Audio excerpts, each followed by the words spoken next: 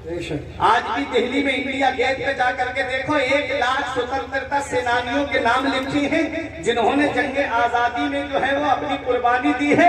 उनमें 76,000 नाम मुसलमानों के लिखे हुए हैं। 76,000 नाम मुसलमानों के हैं। तुम देख लो तारीख उठा करके।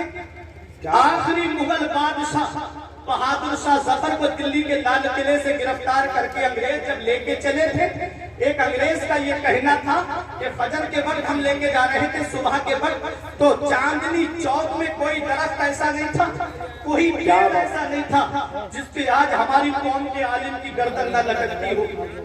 और एक दरिया था, उसके वहां पर तालाब में कड़ाव के अंदर तेल खोल रहा था, उलमा को बोरियों के अंदर बंद कर करके उस खोलते हुए कड़ाव के अंदर डाल दिया गया। अल्लामा फजले हक खैराबादी जिन्होंने सबसे पहले अंग्रेजों के खिलाफ जिहाद का फतवा दिया था, वो एक मुसलमान था। मौलाना किफायतुल्लाह काफी जिनको मुरादाबाद के चौराहे पे अंग्रेजों ने सूली पे चढ़ा दिया, वो एक मुसलमान थे जो आप सूली पे चढ़ने से पहले ये कह के गए थे कि कोई गुल बाकी रहेगा ना चमन रह जाएगा, बस रसूलुल्लाह का दीने हसन रह जाएगा। अतलसो कम ख्वाब की पोशाक पे नाजा न हो, इस तने पे जान पर खाकी कफन रह जाएगा। हम सफीरों बाग में हैं, कोई दम पे चहचहे, बुलबुलें उड़ जाएंगी, सूना चमन रह जाएगा। नाम शाहाने जहां मिट जाएंगे लेकिन मगर नामे पाके मुस्तफा और पंजतन रह जाएगा। वो मौलाना किफायतुल्लाह काफी वो एक मुसलमान थे। मौलाना फजले हक खैराबादी जब दिल्ली की जामा मस्जिद से आप खिताब करते थे तो गैर मुस्लिम कहते थे इस मस्जिद के अंदर रोशनदान खोल दो ताकि हम उस मुजाहिद को देख ले जिसने हमारे मुल्क को आजाद करने की आवाज उठाई है, हम उस मुजाहिद को देख ले जिसने हमारे मुल्क की आजादी के लिए आवाज उठाई है। ऐ शहबाद वालों, उनसे ये कह दो कि हम जैसे वफादार कम ही निकलेंगे, हम जैसे वफादार कम ही निकलेंगे। जमीन खोद के देखो तो हम ही निकलेंगे। क्या बात है, सुभान अल्लाह। जमीन खोद के देखो तो हम ही निकलेंगे। आज जब गैर मुनक़सिम हिंदुस्तान और पाकिस्तान, लाहौर की जामा मस्जिद के अंदर तकरीबन 80 से ज्यादा मुसलमान आलिमों की गर्दनें लटक रही थी। वो कुर्बानी दी है उलमाए किराम ने मुसलमानों ने इस देश को आजाद कराने के लिए। फिर भी हमसे नागरिकता पूछी जाती है, फिर भी हमसे सबूत मांगे जा रहे हैं। ऐ मेरे प्यारे मुसलमानों, आओ मैं बड़े करीब से आपको मुसलमान की शान दिखा के बैठ जाऊंगा और एक हाफिज का मकाम बता करके गुजरना चाहता हूँ कि हाफिज होता कौन है, हाफिज की शान क्या है। क्या बात ज़िम्न में आ गई है इसलिए बता रहा हूँ। हजरत हाफिज रहमत अली खां जिन्होंने जंग आजादी में जाने शहादत नोश किया है। रात जब जंग हो रही थी अंग्रेजों से, तब हाफिज रहमत अली खान ने जोहर की नमाज का वक्त हो गया, फरमाया इस फौज को 2 हिस्सों में तकसीम करो। आधी फौज जो है वो नमाज पढ़ेगी और आधी फौज जो है वो जंग में मसरूफ रहेगी।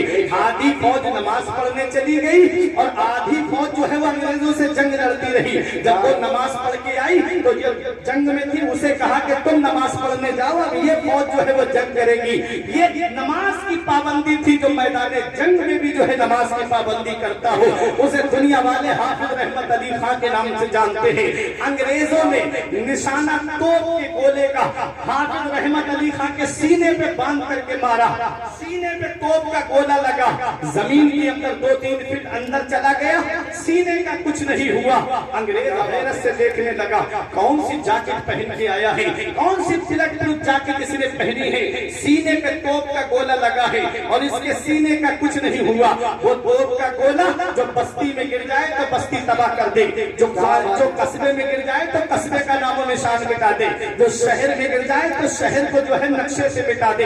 वो तोप का गोला हाफिज रहमत अली खां के सीने पे लगा, कुछ नहीं हुआ, जमीन के अंदर फंस गया। अल्लाह तबारक व तआला ने उसी में आपको शहादत का जाम अता फरमाया। हाफिज रहमत अली खां शहीद हो जाते हैं। अंग्रेजों ने जिस्म को अपने कब्जे में लेकर के आपका कुर्ता हटा के देखने लगे। किसी मुसलमान ने पूछा, चंद सांसें बाकी थी, क्या तलाश कर रहे हो? कहा ये देख रहे हैं कौन सी जैकेट पहने हैं, इनके सीने का कुछ क्यों नहीं हुआ? हमने तोप का गोला निशाना बांध के मारा, तब भी इनके सीने का कुछ नहीं हुआ, कौन सी ऐसी जैकेट पहने हैं? तब मुसलमान ने कहा था, अरे तुम्हें पता नहीं है, अरे ये दुनियावी आग है, ये दुनियावी आग तो क्या है, इनके سینے کو جہنم کی آگ بھی نہیں جلا سکتی. انگریزوں نے کیوں ہمارے توپ کے گولے سے ان کا سینہ کیوں نہیں پھٹا؟ تو مسلمان نے کہا تھا ارے تجھے پتا نہیں ہے یہ قرآن کے حافظ تھے. قرآن جس سینے میں آ جاتا ہے وہ سینہ آگ سے محفوظ ہو جاتا ہے. یہ حافظ رحمت علی خان کو دنیا کی آگ کو کیا ہے یہ جہنم کی آگ ہی نہیں جلا. سبحان اللہ. دارے تکبیر، دارے رسالت، دارے وصلت، مسلک اعلی حضرت حضرت علامہ فرقان منظری صاحب قبلہ. بخشش کی راہ مومن و آسان بنا لو، اپنے لیے نجات کا سامان بنا لو. بے شک. دنیا کی کتابوں پہ نظر بعد میں رکھنا، بچوں کو پہلے حافظ قرآن بنا لو. بے شک. سبحان اللہ. قرآن حافظ قرآن بنا لو. قرآن جس سینے میں آ جائے وہ سینہ آگ سے محفوظ ہو جائے. باعمل حافظ قرآن کی یہ شان ہے. اتنا یاد رکھنا پیارے مسلمانوں. آؤ ذرا دیکھو، آخری بات بتا دوں قرآن کی شان کیا ہے. یہ حفاظ کرام نے اپنے سینے میں قرآن محفوظ کر دیا ہے. اب میری تقریر ختم ہونے جا رہی ہے، آپ پریشان نہ ہو. آپ پریشان تو نہیں ہو رہے؟ قرآن یہ جشن دستار حفظ قرآن ہے نا، اسی لیے قرآن پہ میں بول رہا ہوں قرآن کی شان کیا ہے. ورنہ تقریریں آپ کو ہر موضوع پہ انٹرنیٹ پہ مل جائیں گے. فرقان نظام منظری سرچ کریں گے، ہر موضوع پہ آپ کو تقریر ملیں گی بفضل ہی تعالیٰ. یہ کرم ہے اولیاء کرام کا، مفتی صاحب کی دعائیں ہیں. آپ دیکھیں میں قرآن کی شان بتا رہا ہوں. قرآن ہے کیا؟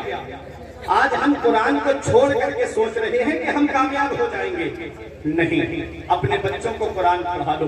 اے میرے بزرگوں، اتنا یاد رکھنا، اپنی اولاد کو ایسی تعلیم دے کے جانا جہاں اولاد کے اوپر ماں باپ کے حق ہیں، وہیں اولاد کے بھی حق ماں باپ کے اوپر ہیں.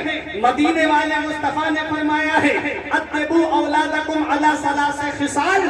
اپنی اولاد کو 3 باتیں سکھاؤ. سب سے پہلی بات حب نبیکم، اپنے نبی کی محبت اولاد کے دل میں ڈال دو. نبی کا پیار اولاد کے دل میں ڈال دو. نبی کی محبت کیا فلمیں دکھانے سے پیدا ہوگی؟ نبی کی محبت کیا بچوں کو گانے سنانے سے پیدا ہوگی؟ نبی کی محبت کیا انہیں کارٹون دکھانے سے پیدا ہوگی؟ نبی کی محبت کیا انہیں بچپن ہی سے گیم کھیلنے کی عادت بنانے سے پیدا ہوگی؟ نہیں پیارے مسلمانوں، نبی کی محبت قرآن پڑھنے سے پیدا ہوتی ہے. نبی کی محبت درود شریف پڑھنے سے پیدا ہوتی ہے. نبی کی محبت اچھی آواز میں نعت پاک سننے والے سے پیدا ہوتی ہے. نبی کی محبت اپنی اولاد کے دل میں ڈال دو. جس کے دل میں نبی کی محبت ہوتی ہے، جس کے دل میں نبی کا پیار ہوتا ہے، اسے آگ کے شعلوں پہ بھی لٹایا جاتا ہے، کوئی اس کے ایمان کو ہلا نہیں پاتا ہے. جس کے دل میں نبی کی محبت ہوتی ہے اسے گرم گرم لو کے تھپیڑوں پہ لٹایا جاتا ہے، تب بھی وہ اپنے ایمان کا سودا نہیں کرتا ہے. جس کے دل میں نبی کی محبت ہوتی ہے اسے چلتی ہوئی آگ کے اندر ڈال دیا جاتا ہے، تب بھی وہ اپنے ایمان کا سودا نہیں کرتا ہے. حضرت عمار ابن یاسر کو دیکھو، آگ کے اندر ڈال دیا گیا جلتی ہوئی آگ کے اندر. عرض کرتے ہیں یا رسول اللہ انظر حالنا، یا رسول اللہ میرا حال دیکھیے. آپ کے غلام کو آگ میں ڈالا جا رہا ہے. آقا گزر رہے تھے، دعا کے لیے ہاتھ اٹھ گئے. یا نارو کونی بردوں وسلامن علی عمار کما کنتے علی ابراہیم. اے آگ عمار پہ ویسی ہی ٹھنڈی و سلامتی والی بن جا جیسی حضرت ابراہیم پہ ٹھنڈی و سلامتی والی ہو گئی تھی. حضرت عمار ابن یاسر آگ سے باہر نکل آئے.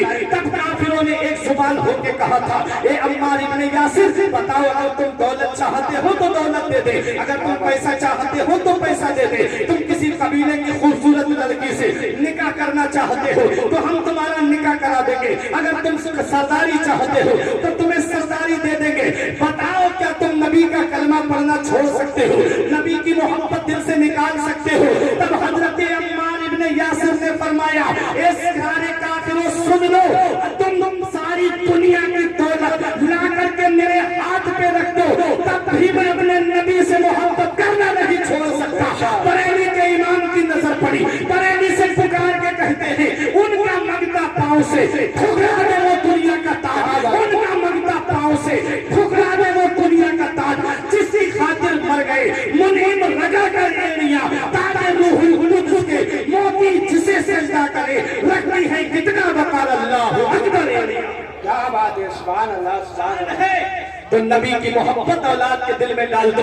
دوسری بات آقا فرماتے ہیں حب اہل بیتی، میرے اہل بیت کی محبت اولاد کے دل میں ڈال دو۔ اہل بیت کی محبت جہنم سے بچاتی ہے، نبی کی محبت جہنم سے بچاتی ہے۔ اور اس حدیث کو جس مقصد کے تحت میں نے پڑھا وہ تیسری بات سنو اور اس پر عمل کرنا شہباز والوں۔ میرے آقا فرماتے ہیں وقراءۃ القرآن، اور اپنی اولاد کو قرآن کی تعلیم پڑھنا سکھاؤ۔ بے شک اپنی اولاد کو قرآن کی تعلیم دو۔ کہیں ایسا نہ ہو، کہیں ایسا نہ ہو کہ بغیر تعلیم قرآن کی دلائے دنیا سے چلے گئے بے شک تو وہ اولاد تمہارے لیے ایصال ثواب نہیں کرائے گی بلکہ بٹوارے کے لیے لڑائی و جھگڑے کرتی نظر آئے گی۔ بے شک سبحان اللہ سبحان اس لیے اولاد کو اس حال میں دنیا سے چھوڑ کے جاؤ کہ جب جنازہ اٹھنے والا ہو تو وہ بٹوارے کی لڑائی نہ کرے بلکہ سرہانے بیٹھ کر کے قرآن کی تلاوت کرتی نظر آئے، قرآن کی تلاوت کرتی نظر آئے۔ ہم نے دنیا کا جائزہ لیا ہے، ہم نے دنیا میں دیکھا ہے کہ وہ جو ناز کرتے تھے کہ میرا بیٹا فلاں جگہ جاب کر رہا ہے، میرا بیٹا فلاں منصب پہ قائم ہے، میرا بیٹا اتنے پیسے مہینے میں کما کے رہتا ہے، ہم نے دیکھا جب وہ دنیا سے چلے گئے تو وہ رومال چھوٹا سا سر پہ رکھ کے دور کھڑے ہو کے امام صاحب کہتے ہیں جنازے کی نماز پڑھانے کی اجازت دو، تو وہ دور سے کہتا ہے پڑھاؤ مولانا صاحب نماز جنازہ پڑھاؤ۔ اللہ اکبر، وہ جو جنازے میں لیتا ہے نا وہ چوراہے پہ کھڑے ہو کے کہتا تھا میرا بیٹا اتنے پیسے کماتا ہے، میرا بیٹا فلاں منصب پہ فائز ہے، میرا بیٹا فلاں جگہ جاب کرتا ہے، میرا بیٹا فیملی کے ساتھ فلاں جگہ رہتا ہے۔ اس کا منہ نہیں تھکتا تھا تعریف کرتے کرتے۔ اب دیکھو وہ جنازے کی چارپائی میں لیٹا ہے، کوئی چیخے سننے والا نظر نہیں آ رہا ہے۔ نماز جنازہ پڑھنے کھڑا ہوا تو نیچے رومال بچھا دیا۔ کسی عالم نے پوچھا یہ رومال کیوں بچھایا؟ کہتا ہے یہاں تو سب بچھی ہوئی نہیں ہے، سجدہ کروں گا تو میری پیشانی پہ گرد لگ جائے گی۔ تو کسی عالم نے کہا ارے تجھے پتا نہیں ہے نماز جنازہ میں سجدہ نہیں ہوتا ہے۔ وہ جو سینہ تان کے کہتا تھا میں نے فلاں یونیورسٹی سے گریجویشن کرایا ہے، میں نے فلاں کالج میں اپنے بیٹے کو پڑھایا ہے، اب اس کی چیخیں سننے والا کوئی نہیں ہے، وہ چیخ کے کہہ رہا تھا ارے ظالم نماز جنازہ میں سجدہ نہیں ہوتا ہے، کاش میں نے تیری تعلیم پر لاکھوں روپے خرچ نہ کیے ہوتے، کروڑوں روپے خرچ نہ کیے ہوتے، بلکہ میں نے تجھے مگر